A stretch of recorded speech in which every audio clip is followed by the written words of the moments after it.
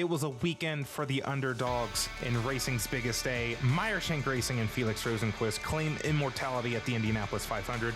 Inspire Motorsports and Daniel Suarez win with weather helping to conclude a very emotional weekend at NASCAR's home track for their longest race, the Coca-Cola 600. Hello, welcome back to the Gay Racing Podcast. Zack and Alex are with you after a hard last few days. I was really glad to see racing yesterday. It felt it's kind of what we needed, just to watch some racing. Indy was great. And nothing better than the biggest weekend of racing all year. Yeah. I think everyone needed that. Everyone needed that. And we got treated to some pretty good racing across the board. We're going to talk about both races. Before we get too much into those races, we did make a tribute video for Kyle Busch, Friday? We talked about him for like 30 minutes, just our memories and his impact. And I definitely that making that video, Alex, definitely made me feel better. I'm glad. I think just getting that out, because I'm grieving a little bit harder than I thought I would. Just realized how much of an impact he was. He makes me think of my best friend, my dad, and just a bunch of moments. So very emotional yesterday too, watching the pre-race show. Steve O'Donnell came out, and first of all, I can't believe Brexton and Samantha were even at the track. I cannot imagine how difficult that was. No one would have faulted them for not. I never would have expected that. Yeah. I didn't expect them the rest of the year, quite frankly, to show up. I thought it was going to be a while. That takes tremendous strength, and I think not just them too, but Kyle's parents and Kurt Busch was there as well. All of them just really remarkable. And as NASCAR does, it is such a family sport. They surrounded that family and really reminded them, like, hey, you're always going to be part of the NASCAR family. It was really emotional. That was the first time it like really got me a bit emotional. Like, I think I've kind of been maybe numb to it. That doesn't feel real, maybe. But that did get me. It's good to know that Samantha, Brexton, and that whole family, they have the support system behind them with the whole industry. It's been hard for us to process, I think, because he didn't pass from a crash or anything, or from a race. It's like, I think it took until we finally got to the track to be like, yeah, Kyle's not here. And I think the drivers were probably like that too. Yeah. The drivers, they lost a friend, a teammate, a mentor. But Brexton lost his father, and I just seeing the drivers kind of, so many of them were wearing Brexton Busch t-shirts, and I saw someone say yesterday, like, Brexton gained like 35 dads in the garage area yesterday. For him to have that support, and if he continues this path on becoming a NASCAR driver, just like his father, he's going to have that support. But yeah, I mean, it was one of the most powerful moments in NASCAR history, kind of up there with, like, the Dale Senior pit road after he won the 500 and stuff. And of course, stuff. I think we have really seen Steve O'Donnell meet the moment. Yes. Several times now, but especially here. And it gives me confidence that the sport is in good hands right now. We're definitely at a turning point for a multitude of reasons in NASCAR. But Steve O'Donnell's a good guy to be leading us right now. Yeah, he's handled the situation. We're thankful it's been him handling the situation. To be fair, he's been in front of the camera and the media. But now he's the guy. Now he's the guy, and we know he's the guy. And it's definitely comforting, and NASCAR's in good hands as we move forward past this weekend, start the healing process, whatever that looks like. But it's still going to be a long time for some people. But I also want to shout out Amazon Prime. They took over the Cup Series coverage for the year. They did a great job with the pre-race. A lot of good pre-race, just discussion about Kyle and pieces. The one narrated by Dale Jr. was really good. Denny got me very respectful. I really think Prime did a good job, not just with this, but the race as well. Denny was saying, how great Denny is today and his performance, especially at the intermediate tracks, it's because of Kyle Busch. Like, just I think we all realize this weekend how, like, you know, Busch's impact, whether it's through KBM or just other driver relationships, it's just he has roots in so many places in the sport, and we all get to live still experience his impact even as we move on without him. Yeah, and I want to say, like, we're seeing all these tributes come out. It's a bummer that we wait until someone's gone to really say a lot of these things. So if there's something on your mind with someone that's really positive, you want them to know, make sure you tell them. You're cute. Sorry. No, just trying to break the tension. Thanks. Thank you. I didn't know that. You know, hey, I have something else to say. I think Daniel Suarez is kind of cool. Yeah, Daniel Suarez. What a cool year he's having. Just like, I mean, crown jewel win. This is a big deal. This is a really big deal. And Ryan Sparks is crew chief, making the call, the 2-tire call, with weather looming, and it's just so cool, as we'll talk about at Indy later as well. Just Spire Motorsports getting their 3rd career win, Daniel Suarez getting his 3rd career win, beating Toyota and JGR on a night where they had a chokehold on this race. And he had to earn it too. He had several restarts only on 2 tires in a Spire car, holding them off. Excellent job at Daniel Suarez. Crown jewel win. And you add in the layers of what's happened in the sport recently. He's driving the same car number that Kyle Busch won his last race in a week ago in the Truck Series. And it's also Spire is a bought KBM. So in a way, that's also Kyle Busch Motorsports. Yeah, they're in that building. It's so cool. And Daniel Suarez was a KBM driver. It's just a full circle moment. I knew we were going to get one, but I didn't know it was going to be Daniel Suarez. I mean, to be fair, again, speaks to the impact. Half the drivers could have won yesterday, and there would have been some kind of full circle moment. The obvious looking one was going to be like JGR or something, but for Suarez to pull that off and holding them off on multiple restarts was, you know, you could go into like the next gen car and stuff, but that was legitimately impressive. They pulled off exactly what they need to do. It was a gamble because if it doesn't rain, then they're going to fall down the order, and, you know, Suarez is on the cut line. He can't afford to lose points like that. We've talked about the points quite a lot, and we've been saying Suarez is the guy we think could be out. Of the ones who are above it, he's got a win now. A win is worth so many points. He's in the top 10 in points now. And we'll talk about all the full points here in a bit, but I don't know. I think Suarez is in a really good spot on the points now. He has a win. They're going to have some momentum. Spire's looking really good overall. Yeah, great night. And we have some Patreon comments about Suarez and this win. First one's from Dylan. Despite the dumb ending with the rain, it was a beautiful full circle moment for Daniel Suarez and the 7 team. I couldn't be happier with the outcome.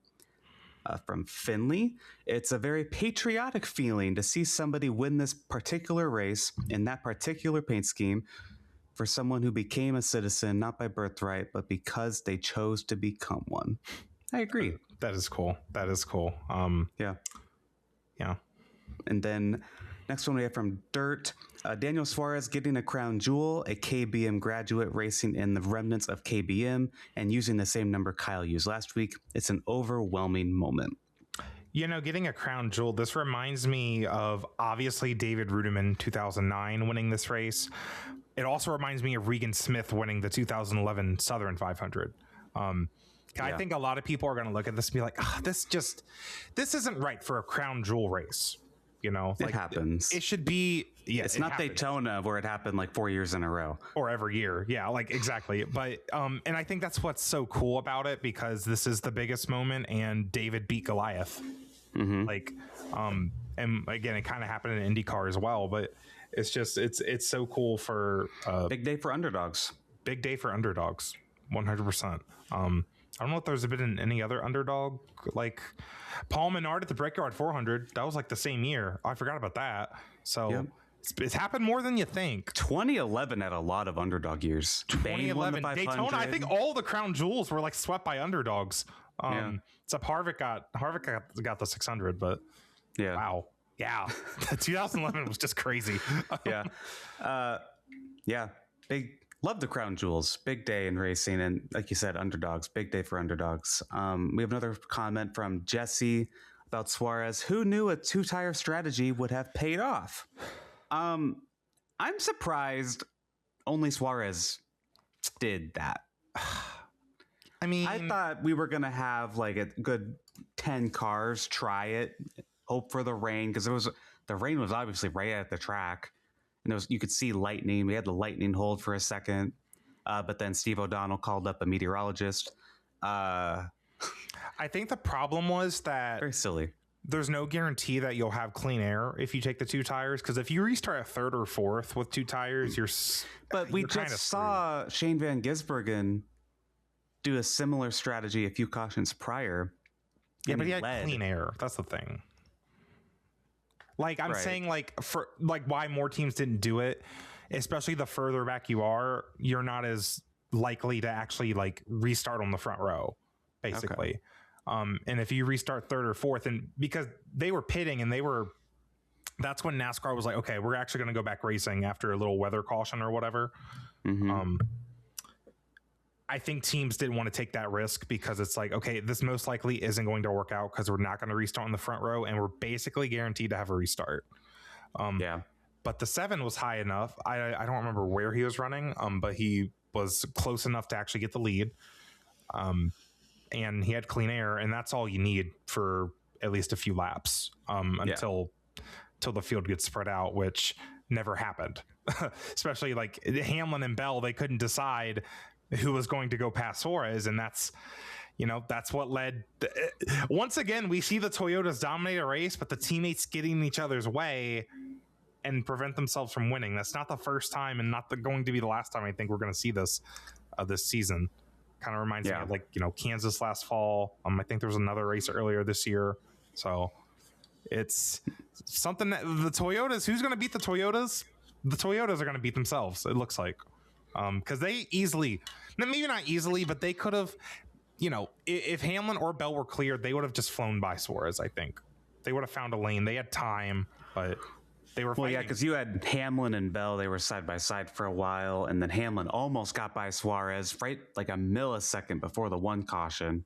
Yeah, just couldn't quite get it done. One more Patreon comment on Daniel Suarez.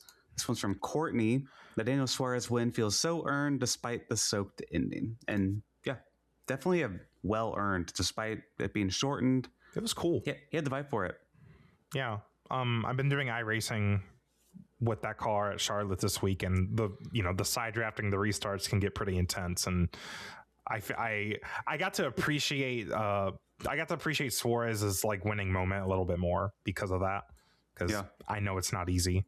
Not that iRacing is perfectly realistic, but it's something. So. I want to shout out Shane Van Gisbergen. I already alluded to it, but he led some laps. He was running 5th for a lot of this race in the top 10 points today. He got points in all the stages. He finished 11th. This is, I think, his best oval race. I've said that several times now. He's getting better and better and better on the ovals. Like he's not up here. Remember, like it was 2 years ago, I guess. He first started the 600 and he's just riding in the back because he's inexperienced, and now he's grown so much. Yep. I mean, and it's been a little rough this year on some of the ovals. He kind of took a downturn from how he was performing at the end of last year, but this is a huge turnaround. He got the track position early because we didn't have qualifying, so the lineup was based on the metric after Watkins Glen, so he got to start toward the front. Just really impressive, man. He's getting better. I think that does speak to how powerful the metric can be.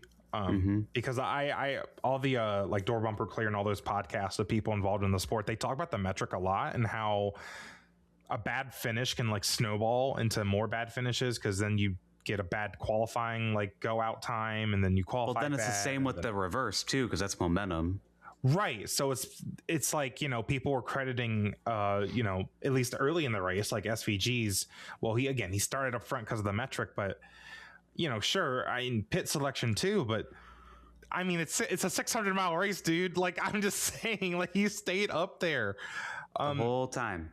He's getting more and more experience staying out front. He's legitimately, and people comparing to Marcus Ambrose, but this is Juan Pablo Montoya, like, threatening to win an oval race. Like, he's getting closer and closer. And I mean, we just saw Daniel Suarez just pop off kind of a random win. Who's like, SVG can put that car and that team in those situations as well. Like, just something to keep an eye on. I don't know if it's going to happen this season, but God, what if he got the Brickyard? Wouldn't that be cool? That would be cool. Let's pull up the point standings because SVG had an incredible night in the points, I think. You said he got all those stage points. Meanwhile, all his competitors for that chase cut line were basically irrelevant. They were either wrecking or just not having a good night, it felt like. So Austin Cindric is right outside the chase cut line in 17th in points. He crashed. Joey Logano was nowhere to be found. He was in the top 10 at one point, but I don't think he got any stage points, right? Yeah, he finished 8th, so he came back to finish good, but he didn't get any stage points. Like, that was kind of on strategy, the 22 team. I mean, look at those two. And then Chase Briscoe, he's in at the moment in 15th, but only by about 15 or so points. Like, then, okay. Look at Shane Van Gisbergen. He's plus 30 some. Like, Chase, can we go back to Chase Briscoe? Because can you finish a race? Like, he's kind of making me mad. We're halfway through the regular season and you're 15th in points with the fastest car. Like, it's a little ridiculous. If this was, I don't know. I'm at the point where I'm like, I'm ready to be critical. I think it's because we're halfway through the regular season. It's like, we have got to finish a race. Like, always getting in these wrecks and this trouble. Thank God he got top 5 in all the stages. But yeah, well, so that incident, it was when he went to like pass Chris Buescher, but Buescher, he didn't really go to block, but he was just kind of moving and he was just offset. It was kind of like a super speedway crash in a way. Yeah. And then, oh God, it's just, yes, some of it's been bad luck, but at this point, I'm just like, man, how much is it really bad luck, and how much is it just?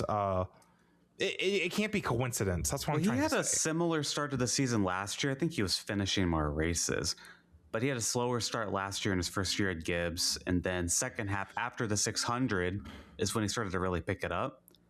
So if he can kind of do that again. Like, yeah, time's ticking, especially with this format. You can't. You're not beating Hamlin and Reddick.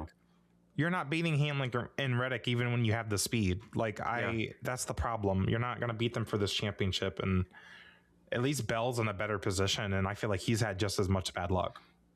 I'm a little sick of it because, like, let's not pretend that he's at the bubble. Yeah, sure, he'll go up. He'll probably want to. No, I won't say probably want to race. He might want to race. At this point, I don't want to put any guarantees out there. But well, if you keep looking on here, Ryan Preece 16th, last one in. He has that penalty still against him. They are appealing that. But he was also in a crash last night. Just all of these guys right here on the bubble. I would say SVG is like their number one target to try bumping out, and SVG had an awesome night. Like, the other guy was Daniel Suarez. I can't get over it. Yeah, and Suarez. Yeah, Suarez is 10th in points now, gained 4 spots. It made this bubble battle a lot more interesting, and of course, Ryan Preece. They're trying to appeal their points penalty, but even then, that would just give them a handful of points back. But something. Yeah. Well, I want to look at the top of the points as well. It's still Tyler Reddick, 122 ahead of Denny Hamlin. And then you have to go even further back. 174 back is Blaney. And then Ty Gibbs is 4th in points. That is so impressive. We keep hearing you want to be top 6 in points if you want to win this championship. Ty Gibbs is 4th. Chris Buescher fell out of that. He is now in 7th. But the other top 6 are Chase Elliott, who lost 2 spots, and Larson, who enters the top 6. And I think Ty Gibbs is why I'm critical of Chase Briscoe, because I feel like the 19 Chase, I feel like he has more experience. That team traditionally is faster than the 54. Like, it's just like, I don't know. Ty Gibbs, he's putting himself in a position, like, I don't think people have confidence in him to run for the championship, but if he's going to be 4th in points, it's like, he's setting himself up for success, at least. Definitely. Larson was best of the rest, basically. He was the, like, if you took all the Toyotas out, Larson was winning that race. Oh yeah. Like, he was just always trying to fight them, but he just didn't have anything for them on the longer runs. He did win the first stage, Kyle Larson did, so got some points there and got points in the rest of the stages as well, but still, just the 5 teams a little bit more if they want to beat the Toyotas in a race coming up, which still have that year-long winless streak going on for Larson as well. I have a question for you. I see. So William Byron finished 9th. Yes. Where the hell has he been? Well, he didn't get any stage points. Like, he was one of those guys 12th. that he flipped the strategy or something. I forgot what it was through those weather cautions. And he might have got a little bit of contact from the Connor Zilish. And yeah, he did make a little bit of contact. Yeah, that might have been why he was off all night, low key. But it's they kind of performed how they've been performing though. Like, they've been getting top 10s a lot of time. Like, this happened at Kansas too. They finished top 10 at Kansas, but didn't earn any stage points. Yeah, like, they're just not. They're taking the entire race to figure it out, and like, I guess that's what makes the stage points cool. You can't really afford to do that if you want to be one of the top teams, which, again, you're William Byron, you're driving for Hendrick Motorsports, your teammates are holding it up pretty steady up there in 5th and 6th. Yeah. Ryan Blaney also had a really good night, considering Team Penske hasn't been the best at the intermediates lately. Yeah. Like, he was competitive. He was very competitive up there. So good night for him. Carson Hocevar had a pretty rough night. He lost 2 spots. He was in the 20s all night, which I felt bizarre after last year, especially.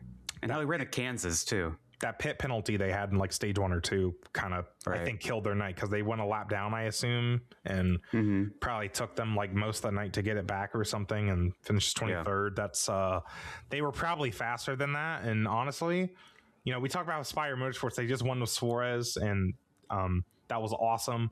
But their fastest guy, Carson Hocevar, it's like they're always messing up when it comes to him, it feels like, and that's not going to be good in the long run. Because yes, he only lost 2 spots, but we don't want to get catastrophic here and find ourselves on the bubble. Right. No, a lot can happen in 13 weeks. Any other comments on the point standings? How did Bubba do last night? Bubba 20. Bubba lost 3 spots.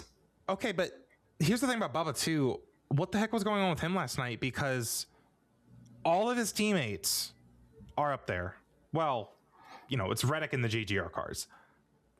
Wasn't he in one of the incidents, or did he? He must have been. Yeah, was he? See, this race is so long, I don't remember what happened that happened. Didn't Bubba? I don't know. I have no idea. So loud. Sorry. My goodness. Well, then I don't know. I don't know, but he lost 3 spots, and he's getting closer and closer to that bubble after being 2nd in points for quite a while to start the year.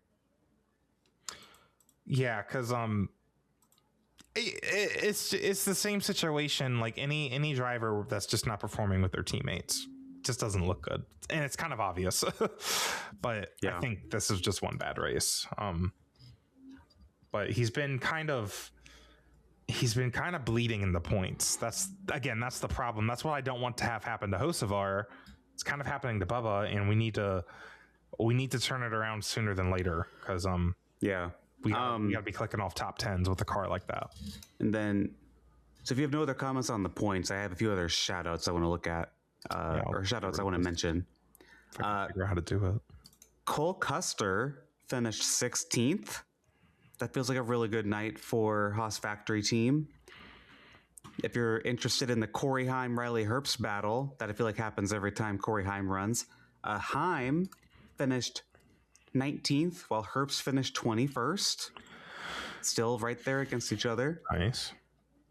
And then Austin Hill, who of course was driving Kyle Busch's car, the number 33, had a quiet night, kept it clean. He finished 27th. Perfect. And the other driver we didn't mention with all the point stuff is Ross Chastain. He was also in a crash. He's now even further behind the chase car. God, he's like 23rd in points. Yep. Woo.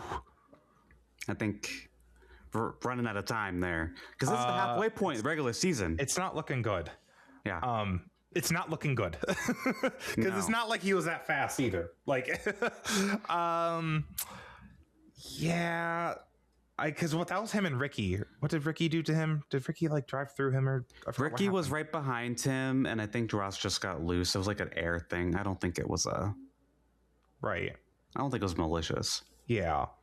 So, God, I'd love to see those two fight. They're going to tribute Kyle Busch, so they're just going to beef with each other. Yeah. God, Ricky should have gotten the shorts out. That would have been a great tribute. So. Let's talk about Catherine Legg, I think.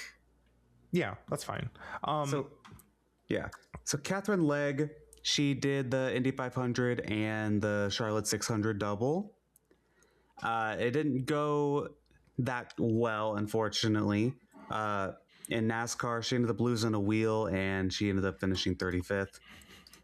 I saw this tweet. That's from someone at the track who said there was a little girl who started cheering when Catherine went back on the track after that.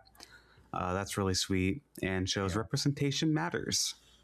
So people like her, having her around, that is very important. And it's still really cool that she did this. She was asked if she would do this again. And she's like, she has to cool down for a bit before she could agree. And I understand that. I understand that. It just makes me sad. It's like the same feelings I got when like Larson talks about doing it again. She finished 31st, actually, not 35th, 31st. So pretty, I think some people were saying, some people were trying to say that she completed the most laps of the double attempts than Kyle Larson. But, what's it called? But like in terms of miles, she didn't, because whatever. I am disappointed. Really, I think we figured like she was going to have her night at Charlotte of what happened, like how it happened. Like some, a wheel's going to fall off. Of course it is. She's driving the 78 car. I think the disappointing part was what happened at Indy, because it wasn't necessarily her fault. Right. Like someone lost it in front of her. Neither of them were her fault. Yeah. Well, yeah, but again, I expected them to have troubles at Charlotte. Yeah, and Indy was probably her best ride she's ever had there, and she got in a crash that wasn't. It was either spin out and hit the wall or hit Ryan Hunter-Reay in a very dangerous crash. He was not Hunter-Reay was not spinning predictably, and I'm not saying he did anything wrong and wasn't holding the brakes or anything. I'm just saying like I felt like it was really hard to predict where that car was going. You're coming off turn 2.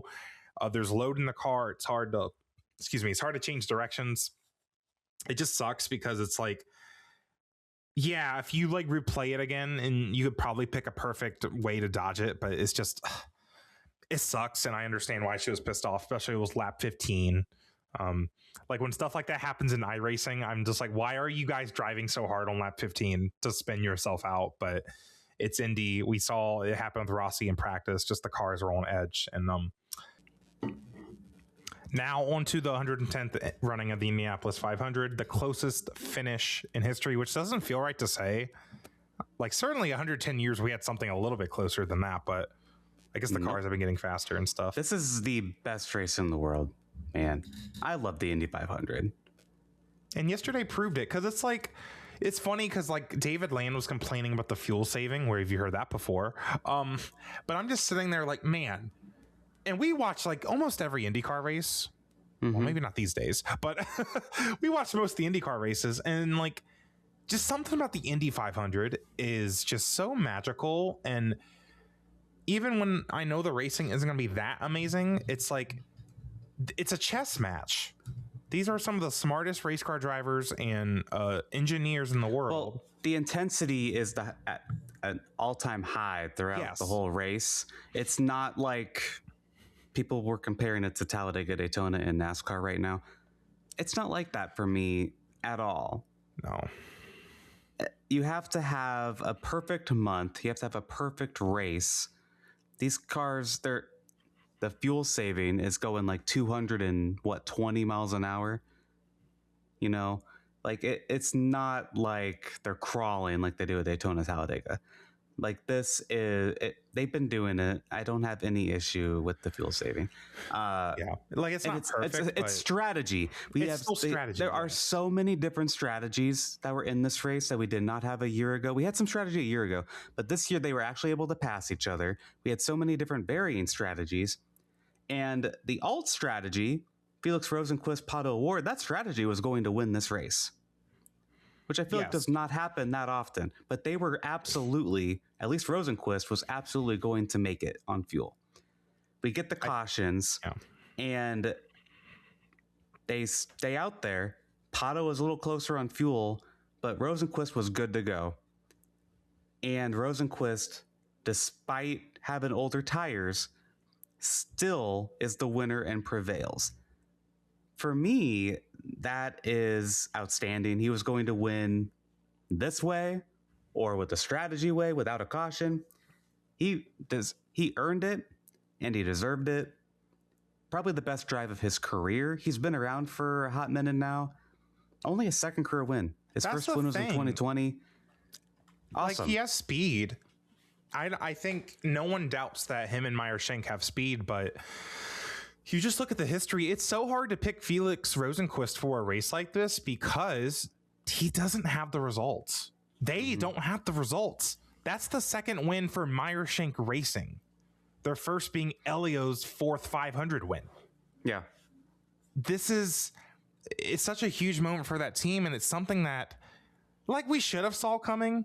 Of course the 60's fast. And we talked about Felix last week and how they didn't close out winning the pole, right? Yeah.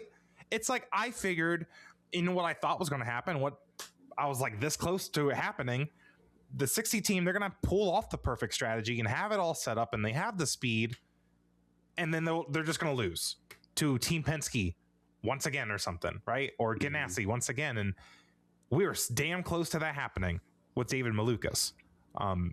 But for Felix to finally break through, because this feels like a breakthrough. He won at Road America. That was like 5 years ago when he was still with Ganassi. That was so long ago. This feels like a legitimate breakthrough for this team that is competitive. Like they are battling with Alex Palou at Long Beach. Like they are not, we call them an underdog, but really they're kind of like they are an underdog, but it's not that they're not fast. They are one of the fastest teams on a weekly basis in IndyCar. So I don't know. It's really, really impressive that the 60 team got that done. Is there anything else about Meyer Shank we need to talk about? We have some Patreon comments I see. Well, really cool for Meyer Shank Racing, because this is kind of a secondary team. They're kind of an affiliate team at this point. What can you say? Meyer Shank Racing, they've won all the big stuff. I have to say, Armstrong was up there too, because it wasn't just Rosenqvist. Like Armstrong was going to get third if we didn't have the Kyle Collette caution. Yeah, they're going to be first and third. Because part of me is just like, low key, it's almost like Rosenqvist needs to go back to Ganassi, because he was basically acting as the third Ganassi car for much of the day with Palou and Dixon, which I found really funny. Of course, they're not going to, I don't think that's going to happen. He's perfectly, especially now. You proposed that to me mid-race, and I'm like, no, because Kiffin Simpson and Marcus Armstrong would not be a strong team. Right. So Rosenqvist is a veteran, and that's why they have him there. And obviously he's doing great. This is such a huge one for them. It's cool to see someone beat Penske and Ganassi, especially at the biggest stage, because it doesn't happen a lot. Yeah. It really doesn't happen a lot. So Patreon member Dirt says, perhaps this is what Felix needed to get his career in the right direction. Well, Indy 500, he's now immortal. So, like, you are immortalized if you win the Indy 500. Whatever is going on in your career, it doesn't matter. This could definitely give him some momentum, try and bring that to other tracks. But so, I have not seen Rosenqvist drive like this, though. Like, this determination he had, even before the caution was him and versus Pato, he was driving in a way I'd never seen him drive before. And I think that just shows that Indy means more. I'm just so impressed, man. He rose to the occasion. Wow. He really rose to the occasion. Well, I want to talk about David Malukas, but we got to get through these other Patreon comments first. So, Patreon member Dirt, another comment from him says the finish was both perfect and kind of stupid. The Mick Schumacher caution was unnecessary and ruined a true race to the finish. I kind of agree. I don't know if it needed to be a caution. I'm a little shocked, or not shocked, but surprised that it was a caution. It's a little dumb. Ultimately, we were lucky we got a really cool finish out of it. It could have been bad. That's the second time in the last 3 years that we've had a one lap dash. Yeah, I like how we had it again because it makes Joseph's not as jarring. It's not the only one anymore. I don't know how I feel about it still. I think part of it is because I don't necessarily like the restarts here at Indy right now. How about this? Patreon member Finley says, I don't mind the concept of red flagging the Indy 500 late to try and get a green flag finish, but I do wish they'd enshrine it into the rule book. Yeah, I mean, I don't know if that really matters because I think it matters. Well, yes, it does matter, but we all kind of know that's what they're going to. Well, did we know that that's what they're going to do from now on? Yes. I guess we do now. Yes, because I just think about 2020. It was 2020. The race ended another yellow. I had a moment where I was like, is Marcus Armstrong going to win this race? And I'm like, no, they're going to red flag it again. And they did. But I think maybe a decade ago, Marcus Armstrong is who we're talking about as the winner. But I don't know how I feel about that. I know. That's the thing about the restarts. I think we complained about this last year. What the hell is going on with the restarts? Because I feel like we're trying to hurt somebody. The restart zone, if you want to call it that, is very, very wide. There's just a large area where they can decide to go and the leader can just crawl to the last second. And I feel like we've seen that other tracks too. This happened at Gateway a few years ago when Joseph Newgarden was leading and waited to the last second. It caused a pileup in the back. I don't know what you do to change that, but I think that is part of it. That there is a problem there. I think the restarts have been crazier and crazier and crazier. I think we saw in the 500s we went to, I noticed, I'm like, they haven't looked this crazy on TV. And then I watched it on TV this year. I'm like, oh my God, no, they weren't like this 4 or 5 years ago. I think the drivers are playing more games than they used to. IndyCar, unlike NASCAR, you can pass. As soon as the green flag drops, you can pass. You don't have to wait till the line. And I don't know if that needs to change or something, but this race is not like Daytona and Talladega, but those restarts are like Daytona and Talladega, it feels like. And I don't know if I like it. Especially the one where David Malukas literally went from first to sixth. I think that was him being smart, which we'll get to in a minute, but I don't know. It's just something about it doesn't feel like the Indy 500 to me. Maybe I'm being a purist. Maybe I'm being boring. Maybe I'm being a traditionalist. I don't know. I don't know what other people would think about the. I don't think so. I think they need to just be straightforward. Be like, hey, we're going to red flag the race if we need to. Yeah. And the restarts, they could probably tweak that. Maybe I don't know exactly how you would do that, but come up with something where they're not going so slow coming to in that restart zone. I think that is a more dangerous thing than anything. We also had a comment. Yes. Well, what sucks too is because we had a shootout that was going to be 4 laps, and that's a perfect distance because it's not as dimensional. With a 1 lap shootout, you kind of know whoever was in second is going to just win the race, which kind of didn't actually happen, but still, it sucks that the Schumacher caution had to come out, because it kind of didn't, and it kind of ruined what was going to be a good battle. And Patreon member Phil is asking, because they don't watch a lot of IndyCar, was the last caution controversial or no? And Phil also said that the race itself was crazy entertaining and he loved it. I don't know if it was controversial, but I definitely think it's debatable if it should have happened. I think things happen fast at Indy, and they're always going to be safer than sorry, especially if the car gets in the wall, because you don't really know like what's about to happen even after you press the button. But the quicker you press the button, the safer it is. So it's these cars are they're open wheel. They're so much faster. I feel like things happen so fast.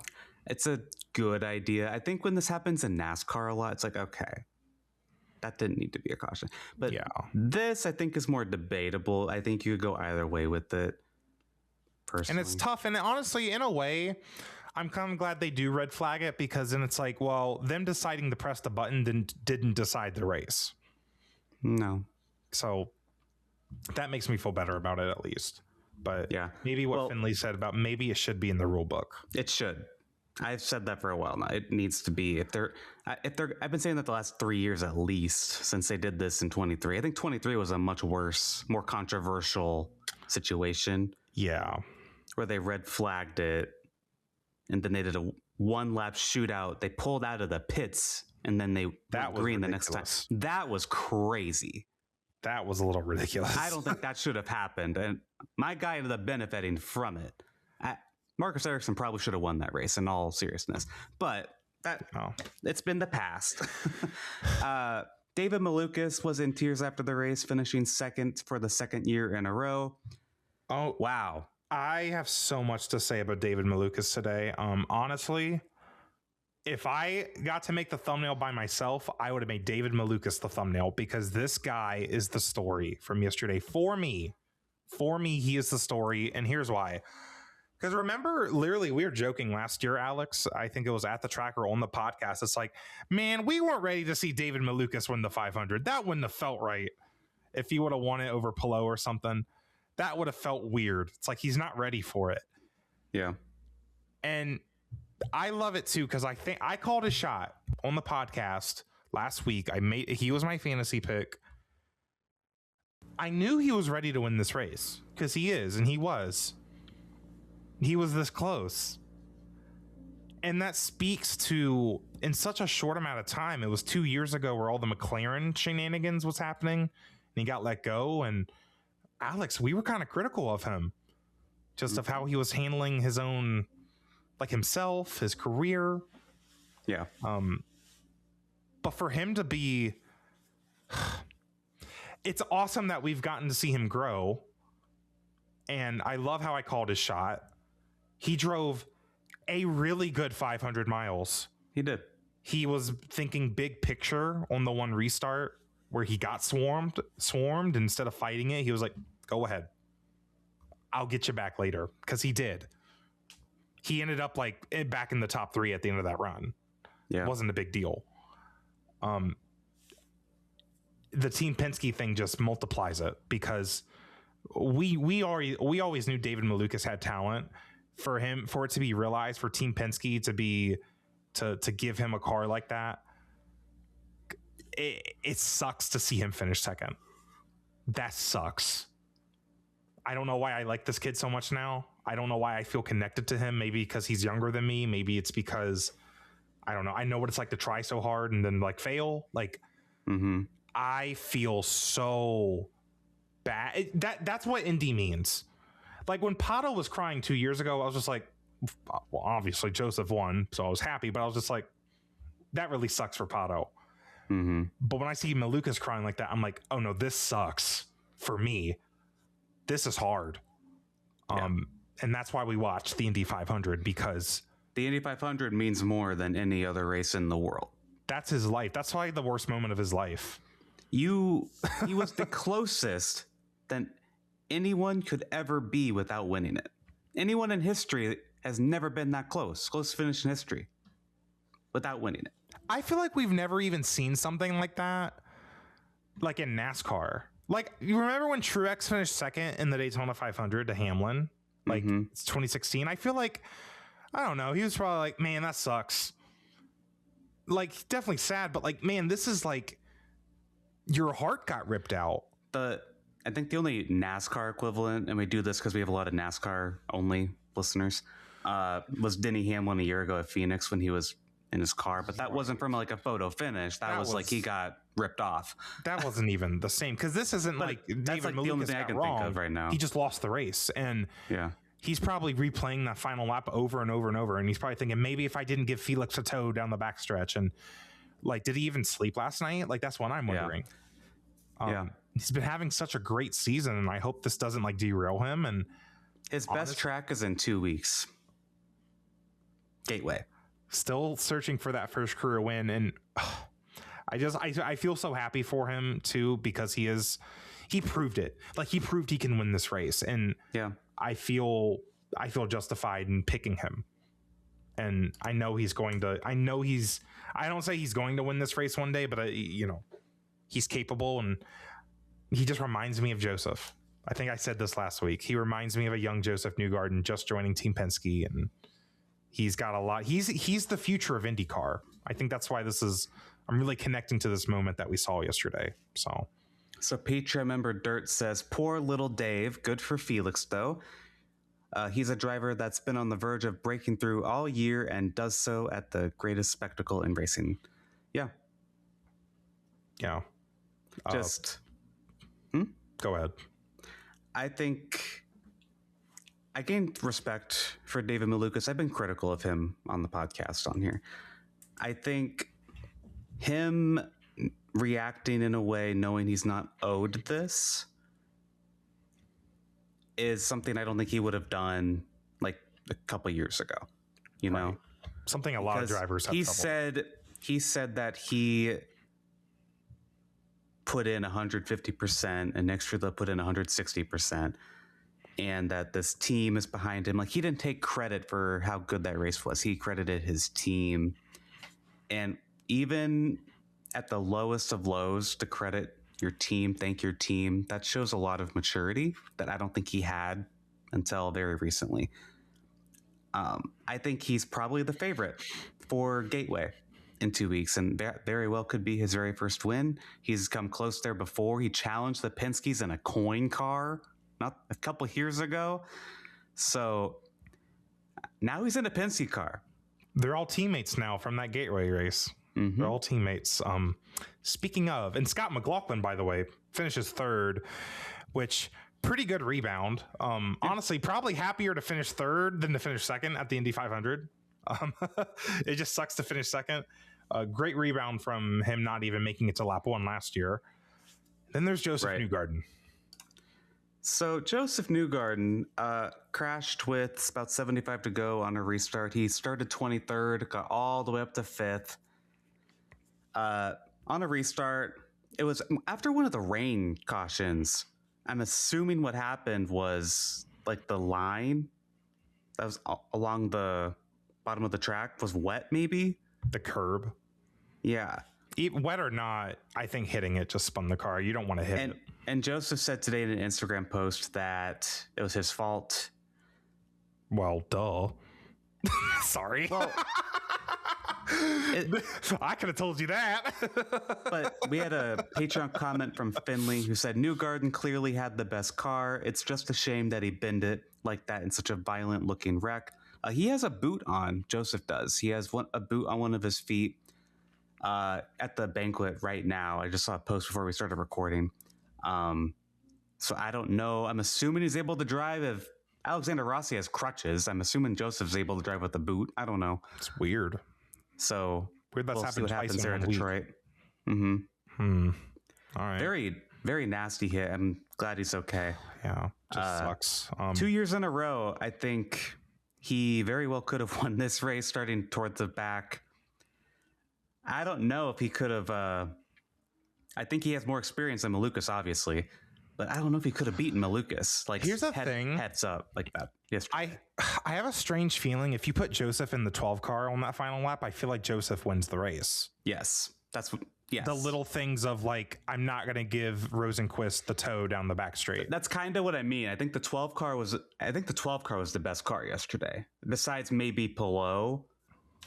I think the Penske's were kind of waiting behind the Ganassis though yesterday. It's kind of hard to tell. I think Joseph, I feel like Joseph was doing really well, and he was still complaining about his car and asking for front wing adjustments and stuff. And we still had like 80 laps to go. There was a point in one of the pit cycles where Joseph got ahead of David, and then Malukas just got right back by him. Dude, David Malukas first of all, I was kind of hoping it would come down to those two yesterday, but if those two are fighting for it at Gateway, I think that's going to happen. Yes. Because, like, I'm not trying to get, like... David Malukas might be the worst thing to happen to Joseph Newgarden. Because, you know, Roger doesn't... Not saying that this is going to happen anytime soon, but... It's kind of like the Lightning McQueen and the Jackson Storm thing in a little bit. And maybe I'm thinking way too far ahead. But... especially when you just see David Malukas performing well at every single track. Yeah. But at the same time, David Malukas still has not won an IndyCar race, so let me not get ahead of myself. Yeah. Joseph Newgarden is unk, and he's going to go to Gateway, and he's going to win, or he's not. I don't know. Yeah. Tune into Fox to find out, because that's the next IndyCar race, right, Alex? Well... the next good one. The next good one. The next one where the track is wide enough for more than two cars. Yeah. I don't think I'm gonna watch Detroit. We'll talk about it, but I don't think I'm watching that. Did you see that tweet about that angry NASCAR fan? I was like, okay, we're gonna watch IndyCar next week. It's on 11:30 at Fox next week, and I'm like, I replied going, baby, we are not watching Detroit. You can keep that. Yeah. They need to do what NASCAR does and have an oval after the Indy 500. So bad. I don't care which one. Gate would be a good choice. Texas, a mile and a half would be nice. Oh. Michigan, if you want to go to Michigan after the Indy 500. At least Gateway just an idea. Soon. Yeah. But it is a missed opportunity that it's not next week, I guess. Yeah. So. I wouldn't mind if they flipped them. I'd go. I'm going to Gateway again, so I'll be there. Some other notes from the Indy 500. Ed Carpenter got wrecked by Takuma Sato, or at least they made contact, and it resulted in Ed Carpenter crashing. And he got out of his car and pointed at Takuma Sato, and you could very much tell what he was saying. He was saying Taku. He was pointing at Takuma Sato, yelling Taku, right? That's what definitely, yeah. Except he was pronouncing his name with an F, but maybe he's still working. He's still working on that. I'm surprised Taku did not get a penalty. I mean, I get it's oval racing, it's a restart, but like the IndyCar officials are just like that's the penalty just itself. Yeah, that's just him. I really didn't like that. I hated that. Yeah, I'm Ed Carpenter has dealt with enough BS through all the years. Didn't he have to deal with Sage Karam or something? He's been through enough. You know, Takuma Sato had a very disappointing Indy 500. He was a non-factor for the most part. Just this. Ever since like they had like a really like poor qualifying run in one of the final rounds, and I feel like I don't know if it's snowballed, but it just kind of like they just couldn't pick up from that even in the race. Like they just couldn't get their stuff together. And I know there's like, I guess there's just, I think all the Meyer Shank cars were stronger, and the Penske cars were even stronger. The Ganassi cars were even stronger. I get it. I think it's just hard to compete with all that, but you're Takuma Sato, you would think, I mean, I think it was just a bad day in the car. The sad thing is there's only so many starts left for Takuma. Yeah. And especially if he wants to get that third win. However, the last 6 years of teams that have won the 500, they're like a palindrome. And if the pattern continues, Ray Hall, Letterman, Lanigan is supposed to win the 500 next year if the pattern continues. So just keep an eye on that. Well, it ain't going to be Graham. It'd be 10 years after Takuma won his first. So that'd be kind of cool. That would be cool. Yeah. This had the most lead changes in Indy 500 history was 70. I can't believe Yes. that. I mean, a lot of it's just swap drafting, fuel saving. As was 2013, which was the old record at 68. Were they fuel saving though? Or was that just because they had the package? They had like the draft package, like the even heavier. Yeah, but draft. I'm saying they were swapping the lead. Like that's. Well, yeah. Yeah, it doesn't matter either way. So it's the same thing. It's cool. I mean, it was a record-setting day at the Speedway. Closest finish, mostly changes. Last year, the race was not that great. The Indy 500. It was still the Indy 500. It was amazing, but it was like, kind of subdued, especially after how good 23, 24 were. Right. We're back. The Indy 500. We are back. This was really good. That was a really good race. I really enjoyed the whole thing. I think my expectations were a little lower because of the hybrid and how last year went, but yeah, we're back. And Fox. They had more lead changes than last year in the first 50 laps or something. And there were just more passing in general. It wasn't just the leader. So good stuff. Yeah. Did you how'd you think of Fox yesterday? I had pre-race on while I was doing other things. That was not good. That was not great. Chris Myers knew where he was. I didn't hear him say Daytona. That's impressive. Overall, it was okay. I felt like I was missing a little bit of I wish they were following both of the strategies. They don't know how to cover pit strategy. That is the one biggest miscue I saw from Fox, is that during pit strategies, they wouldn't know what to do with the cameras. Yes, because I feel like we wanted David Lane was blend. David Lane was talking on his video about how he loved seeing Palou and Malukas fight through traffic, and I'm just thinking I don't think we saw that at all on TV. So it's just kind of. I mean, can we get the double box out or something? It's because especially yesterday's 500 was the first time in feels like a few years where we actually had two legitimate strategies trying to win the race. It felt like it's been a while since we had two very strong strategies competing against each other, but it happened yesterday, and I don't know if Fox lived up to the moment. And honestly, I think Will Buxton lived up to the moment. Yeah. The call for the win. He's pretty good. The call for the win was awesome. Yeah. He no notes. I think Will Buxton deserves some flowers for that. I have a note. Why is that a thing? Why? Townsend Bell, who does he think he is? I wonder if it's actually on purpose at this point. It is doing it every year. No, by the third time he did it, I'm like, okay, this is because the first year it was like one of Joseph's wins. Yeah, it was Joseph's 23. Why does he do it? He sounds like an owl. He sounds like an annoying old owl. I don't know. Did you see the video of them in the booth? Fox posted a video. Will Buxton be like, I gotta hold something up to my mouth. Why? Oh, it's a comfort thing for me. You just gotta get a fidget toy. I wonder what that is about. He just needs a fidget toy. He's more comfortable holding a microphone, which I kind of get it.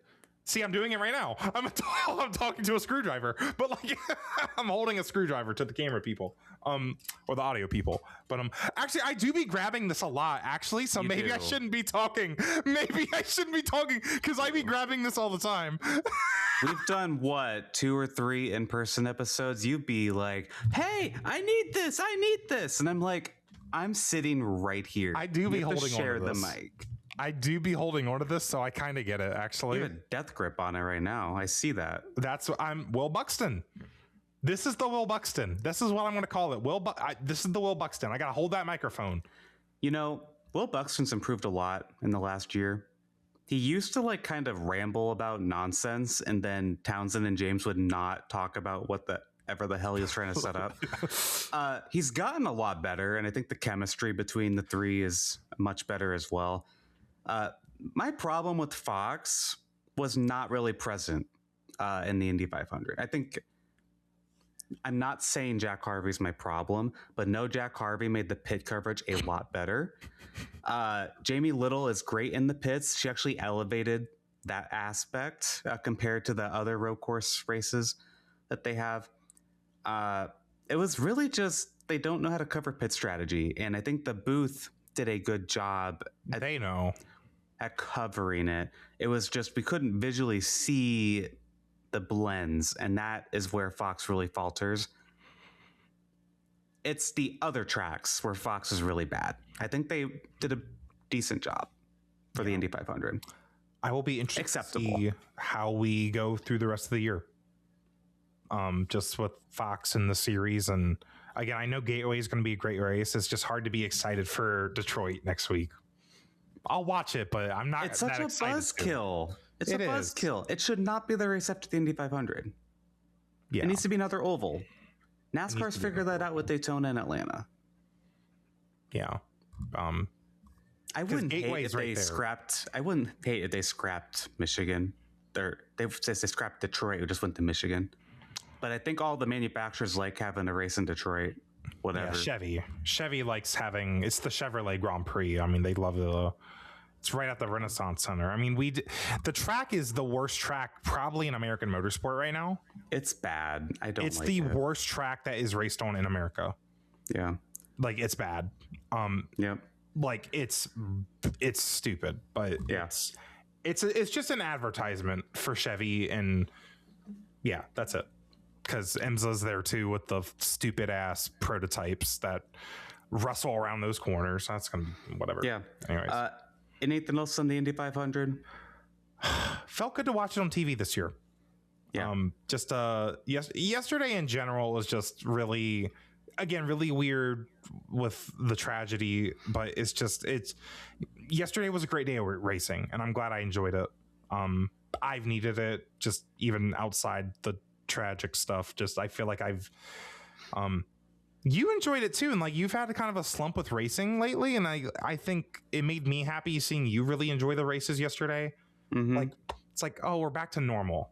Yeah, in a way, the most unnormal weekend ever. Still, like we, parts of us are back to normal. Just seeing racing like that. Love the Indy 500. Love the Coca-Cola 600. Two of my favorite races in the world. Yeah. Awesome. Yeah. Congrats to Felix Rosenquist. Congrats to Daniel Suarez. Big weekend for racing. Best weekend of racing every single year. Any other thoughts on either race? I watched F1 at Canada. Okay. They were, speaking of swap drafting, the Mercedes were swap drafting, and then something happened to George Russell. I'm only mentioning it because I said I would watch it. That was all right. Kimi Antonelli won. It made me like really appreciate what NASCAR and IndyCar have going on, because I used to really like Formula One, but I'm just like, I don't know, it's kind of boring. I'm just not that interested in it right now. Yeah, I haven't been in a while. We had a fun question from our patron member Dirt that I'm saving for the very end before we get into fantasy that I thought was interesting. So, who could be the next Martin Truex Jr.? Meaning getting on a hot streak and scoring a championship late in their career. And Dirt recommended or suggested it could be Daniel Suarez. What do you think? I could see that. Mm-hmm. That would actually be cool, because Truex, like, he got let go from MWR from circumstances that were not of his doing. Daniel Suarez got let go from Trackhouse because SVG decided to show up to Chicago, and Connor Zilisch decided to be born. Like, it does remind me of that in a way, especially with Spire Motorsports. Same number font as Truex, by the way, in the 78. That's interesting. Just realized that. So is your answer Suarez? That's a good answer. Did you tell me that? Yeah, because you told that to me before the show, so I'm not taking credit for it because I didn't think of it on my own. It's hard to think of anyone else who could fit the bill, though. I have two. Problem. Who else do you have? Because one, Eric Jones. He's been around for a while. Eric Jones has. You're right. If Eric Jones if Legacy keeps getting better and he stays there, or if Eric can get another shot at a big team, he could be a really good pick for this. The one I think is the actual answer is Chris Buescher. Yeah. Chris Buescher doesn't win a lot. He's always super consistent. And I think if he gets promoted to a bigger team, or if RFK can keep getting better and better, he's the guy for this question, without a doubt for me. And there are rumors right now, or at least there's some shows talking about this, that he is being pursued by other teams. So it makes you wonder. I feel like part of the Martin Truex story is how he lost what was his best ride. And not that that necessarily has to be a part of the story. Again, Suarez, we thought his career was done. I don't know if Chris Buescher's had that moment or will have that moment. I think the question is just, you don't have success till later in your career. I know, but I'm trying to see the whole picture of it. So Eric Jones, you would like more. I think Eric Jones is actually probably a really good answer too. Yeah, there is a lot going on with RFK right now because they don't have a third charter for next year. So there is someone's got to give, or they're going to run an open car, which, you know, who knows what's going to happen there. Especially if they lose Kroger as a sponsor. Yeah, there's a lot going on with that. So I'll be interested to see kind of how that develops. But yeah, I don't know who else would really fit that bill besides Suarez, Jones, and maybe Chris Buescher. Because I'm looking through the driver list right now, and anybody that you could maybe say, they're not going to perform with the team they're on right now. It's just not going to happen. Yeah. Well, that was a fun question. Thank you, Dirt. More questions like that would be fun, Patreon members. So if you have any other fun little questions for us like that, send it our way. Yeah. So let's get into fantasy. For Charlotte, I got a point because I had Denny Hamlin, who finished third. You had Tyler Reddick, who finished fourth. You don't get points a lot with Reddick, do you? You pick him a lot, but I don't get it.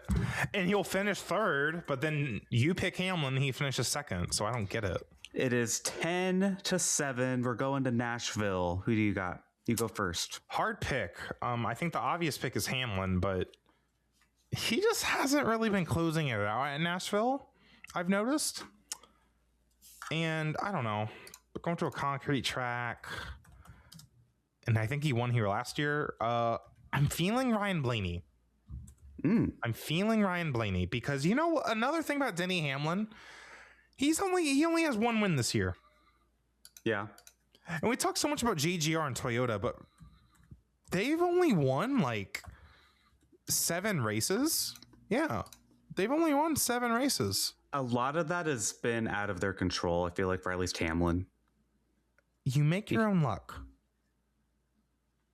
I think also, he could have won last night if they threw the caution like a second later. Well, I'm still not giving you the points for he could have won. So that's what I'm saying. I did get a point.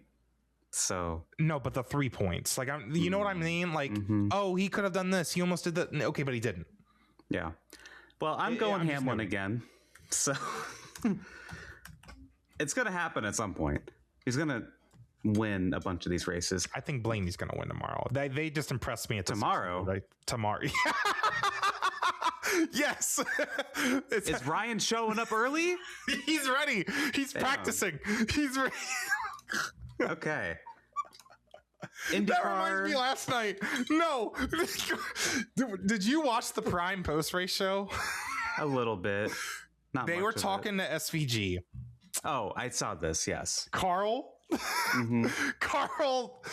told SVG, man, you came to America, you didn't know English. And Shane's just like, I know English. I can't do his accent, but I know English, mate. I just had that moment, and that's when I said tomorrow, and then I just laughed because that's what Carl did. He just laughed. Jeez. God. That was funny. So IndyCar is unfortunately going to Detroit. For the Indy 500, I had Scott McLaughlin, who finished third. You had David Malukas, who finished second. So you got a point. It is 13-5. You are catching up. You're on like a hot streak. I was this close to winning the greatest spectacle in racing in gay racing podcast fantasy. Yep. I don't care about that point. I'll still take it, but yeah, I'm sad. Detroit, who are you going with? We're back to like okay, picks. But here's the problem. Between Pillow or Kirkwood, whoever I pick, the other one's going to win the race, no matter what. Yeah. So I don't care who you pick. Like, I'm just going to take the other one. Because that's the guy who's going to win. Yeah. Okay. Who you got? Which one? Pillow. Okay. I almost like joked and let you pick first. Because I was like, maybe that's the carp. No. Well, just kidding. I'm going Kirkwood. So I think we'll have different answers for Gateway. I have a feeling I know what two we're going to pick at Gateway. So I don't know. Yeah, but who do I pick though? For what? I know, but like at Gateway, I'm going to have a lot of trouble picking either Malukas or Newgarden because I'm going to pick first and I don't know who I'm going to pick. Alex is like, well, that's your decision. That's your problem. I don't. That is the nice thing about having the points lead because like the bearing of the decision's not on you. Well, I can tell you between those two, like I'm just taking the other one, right? Way too. That's kind of nice because all you really need is two guys, and it's like if you have trouble picking, I like our game because it's like each position has an advantage. Like if there's clearly a best guy, they get to pick first, but if there's somebody that's, but then if it's closer, it's I don't know. Anyways, yeah. Yeah. Thank you all for listening and watching. Hope you're all doing okay mentally with everything that's happened in the racing world this past week. Still thinking of the Bush family. Make sure you take care of yourselves. Again, if you need a break from anything going on right now, by all means, take it. But we'll wrap up this episode here. Thank you to our Patreon members for joining the discussion throughout the episode. That's $2 a month at patreon.com/GayRacingPod if you want to join that. Pride Month is right around the corner, and we are planning 2 Pride Month guest episodes this year, and our $5 a month tier subscribers on Patreon will get those a little earlier. So if you want to see those earlier, you can do that at patreon.com/GayRacingPod. Like and subscribe on YouTube, and leave 5 stars on the podcast platforms, and follow us on all the socials at GayRacingPod, at New Gaiden, and at Zack Racing. And we will see you guys next week to talk about Nashville, NASCAR at Nashville, and the Detroit Grand Prix, I guess. Yay. I don't know. Yay. I'm excited for Nashville, though. I love that track. I'm excited for Nashville. It'll be good. It's a pretty cool track. All right. We'll see y'all later. Bye. Bye.